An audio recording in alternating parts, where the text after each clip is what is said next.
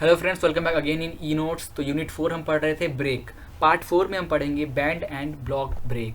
उसके बाद हम न्यूमेरिकल भी सॉल्व करेंगे। तो ये है हमारा बैंड, ठीक है, और बैंड के साथ हमारा ब्लॉक अटैच है, और ये डिस्क और ये लीवर, ये हमारा बैंड लीवर है जिससे पहले हमने देखा था। ये लीवर है, यहाँ पे बैंड इस पॉइंट पे कनेक्ट है और इसको सर्कमफ्रेंस कवर करते हुए दूसरे पॉइंट पे आगे कनेक्ट है। और जितना फोर्स आप यहाँ लगाओगे उसके हिसाब से ये टाइट और लूज होगा। जैसे फोर्स ज़्यादा लगा है तो ये दोनों टाइट हुआ, इसके कारण ये आपका जो ड्रम रोटेट हो रहा है वो स्लो हो जाएगा। ब्रेक लगा तो इससे पहले हमने सिंगल ब्लॉक ब्रेक पढ़ा था, उसमें मतलब सिंगल बैंड ब्रेक पढ़ा था, ठीक है। तो वहाँ पे सिर्फ बैंड का यूज़ किया था। यहाँ पे और अच्छा ब्रेकिंग के लिए, ब्रेकिंग पावर को और बढ़ाने के लिए हमने बैंड में ब्लॉक लगा दिया। ब्लॉक वुडन का हो सकता है, एल्बेस्टर्स का हो सकता है, लेदर का हो सकता है, किसी का भी हमने नंबर ऑफ ब्लॉक लगा दिए बैंड के साथ, ठीक है। अब हमने एक स्मॉल पार्ट कंसिडर कर लिया। अब ये एंटी क्लॉकवाइज घूम रहा है। एंटी क्लॉकवाइज जब ये घूम रहा है, ठीक है, एंटी क्लॉकवाइज घूम रहा है, तो ये जो ध्यान देना, जब ये एंटी क्लॉकवाइज घूम रहा है, रोटेट हो रहा है हमारा ड्रम, तो ये जो साइड होगा ये हमारा टाइट साइड होगा, ये हमारा स्लैग साइड, क्योंकि ये एंटी क्लॉक जैसे ये फोर्स बिल्ड पे लगाएगा, ये फोर्स है, ये हमारा टाइट साइड, ये हमारा लूज साइड, ठीक है।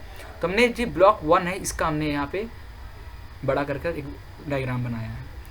तो जिसका ब्लॉक 1 का जो एंगल ऑफ कॉन्टैक्ट है सेंटर से, ड्रम के सेंटर से, that is 2 theta, theta plus theta 2 theta. इसके जो डिस्क से टच है तो उसका रिएक्शन एक होगा, डेट इज आर एन।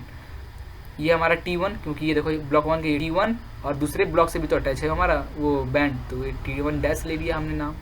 अब ब्लॉक जब हमारे ड्रम से अटैच है तो फ्रिक्शन बनेगा, तो फ्रिक्शन कारण जो फ्रिक्शन फोर्स है हमारा, that is mu R N, ठीक है। स्टार्ट करें डेरिवेशन। तो मेन है ये, अगर DME दोनों के लिए हैं, दोनों में कंबाइन लेके चल रहा हूँ, तो DME वाले अगर पढ़ रहे हो तो डेरिवेशन पे बस देख लेना डेरिवेशन कैसे होता है, हल्का फुल्का बस रटने की जरूरत नहीं है, क्योंकि डेरिवेशंस नहीं आएंगे एग्जाम में, सिर्फ न्यूमेरिकल्स आएंगे DME वालों के लिए। बट डोम वालों के लिए आप डेरिवेशन जरूर देख लेना और न्यूमेरिकल भी। Now let us consider there are n number of block, खूब सारे ब्लॉक्स लगे हैं, n number of blocks, each subtending an angle 2 theta at the center and the drum rotating anti-clockwise direction. Therefore, T1 is the tension in tight side, T2 is the tension in slack side, mu is the coefficient of friction, T1 dash, जो T1 dash लिया, T1 dash tension in band between first and second block। जैसे कि मैं इसको समझाता हूँ, ये देखो, ये टेंशन T1 है, ये टेंशन T1 है, वो बैंड आया हमारे फर्स्ट ब्लॉक से लगा, तो एक तरफ टेंशन T1 लग रहा है और दूसरी तरफ टेंशन हमने T1 डैश मान लिया। फिर वो T1 डैश दूसरे ब्लॉक से लगा हुआ है, तो उसके लिए जो टेंशन होगा, एक तरफ होगा T1 डैश और दूसरी तरफ होगा T2 डैश। फिर थर्ड ब्लॉक के लिए एक तरफ का टेंशन होगा T2 डैश, इधर का होगा T3 डैश, ठीक है। तो ऐसे पूरा एन तक चलता जाएगा।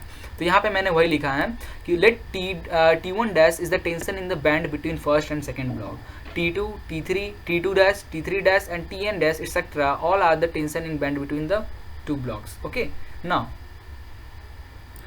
consider one of the block, first block. हमने फर्स्ट ब्लॉक को कंसिडर किया, सिर्फ फर्स्ट ब्लॉक को हम लेके जा रहे हैं। This is in equilibrium under the acting of following forces. वो इक्विलिब्रियम तब होगा जब इस पर इतने सारे फोर्स लगेंगे। First force tension in the tight side T1 जो लगी रहा था, tension in the slack side T1 dash दूसरी तरफ लगी रहा था for tension in band between the first and second block. Okay, third one is the normal reaction of the drum से जो ब्लॉक टच है तो उससे जो नॉर्मल रिएक्शन लग रहा है परपेंडिकुलरली वो Rn, and the force of friction जो टच हो रहा है, जो फ्रिक्शन बन रहा है उसके कारण फोर्स ऑफ फ्रिक्शन जो जिसके कारण रुकेगा हमारा drum, that is mu Rn। Now resolving the forces radially जब रिजॉल्व करोगे तो देखोगे T1 plus T1 dash sine theta is equal to R1 आ रहा है। This is equation number 1।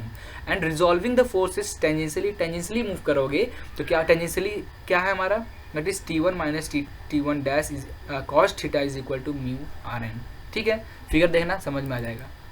Okay, now dividing equation 2 by 1, equation 2 को equation 1 से divide कर दो, T1 minus T1 dash cos theta upon T1 plus T1 dash sine theta which is equal to mu Rn, और Rn कट गया, mu बचा, ठीक है। देयरफॉर हम लिख सकते हैं T1 माइनस T1 डैश एक तरफ रखा और ये हमारा इधर ट्रांसफर कर दिया, तो ये हो गया mu tan theta sine theta upon cos theta tan theta, तो mu tan theta T1 plus T1 dash, ठीक है, ये हुआ।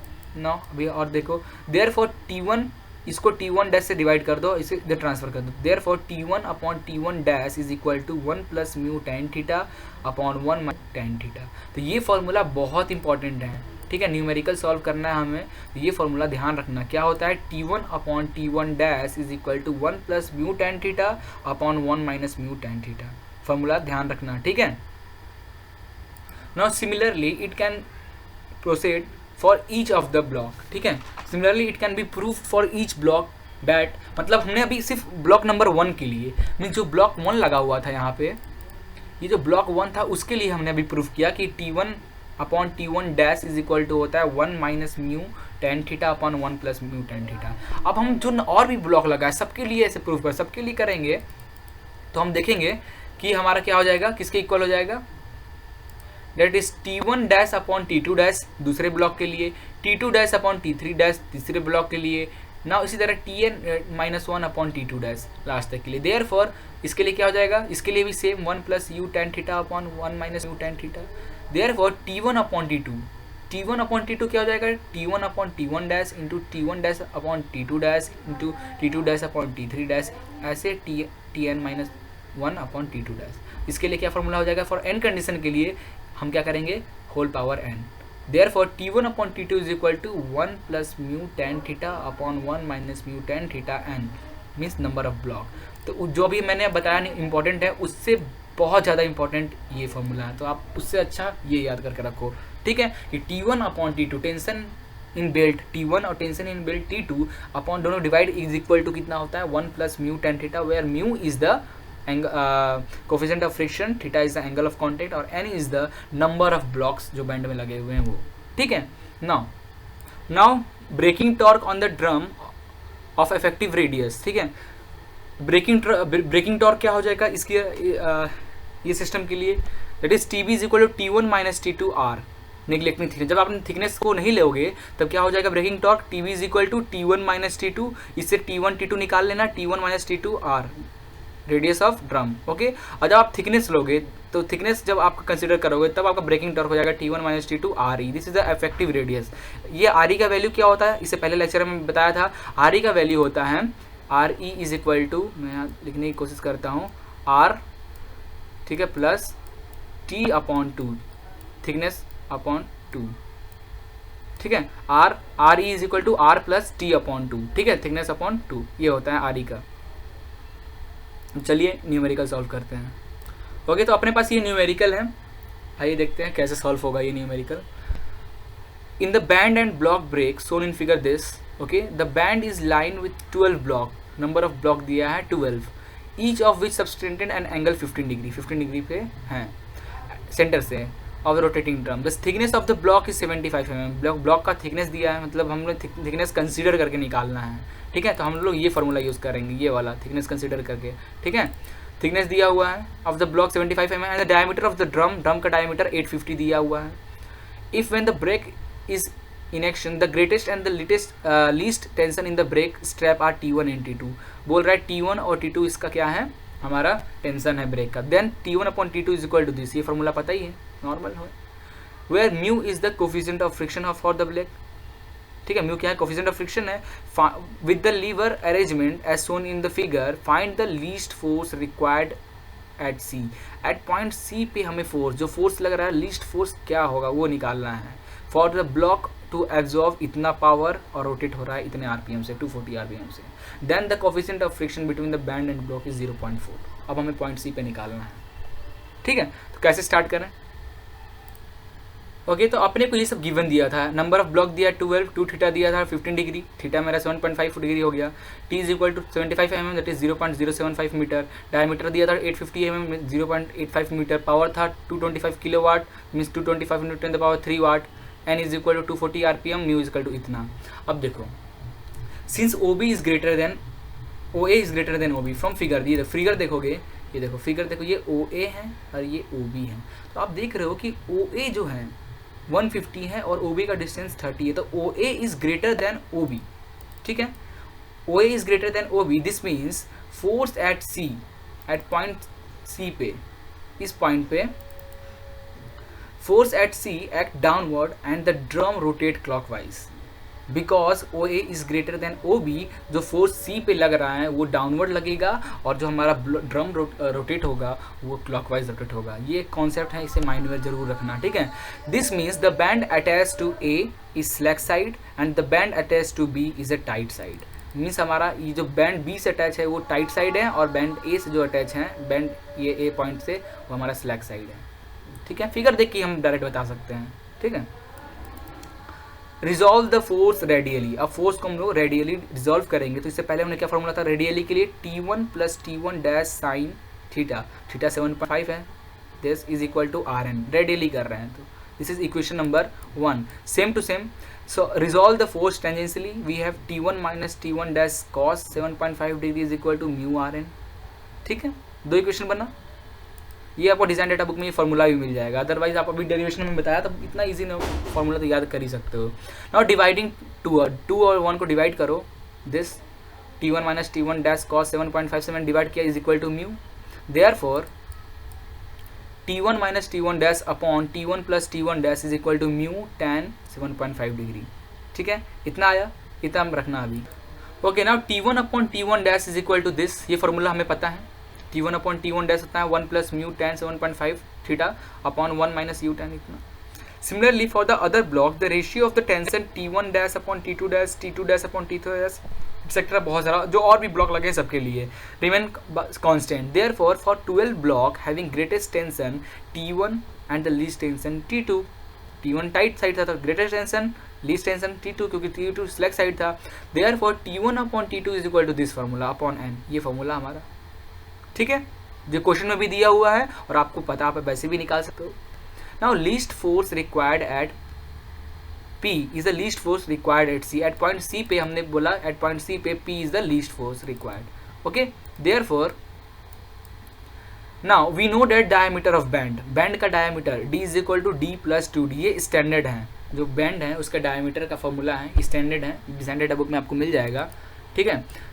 तो ये कितना हो जाएगा, D is equal to D plus 2T which is equal to 0.85 plus 2 into 0.075, इतना। तो डायमीटर दिया हुआ है हमारा बैंड का और थिकनेस भी दिया हुआ है दिस, इससे हमारा डायमीटर निकल गया, ठीक है।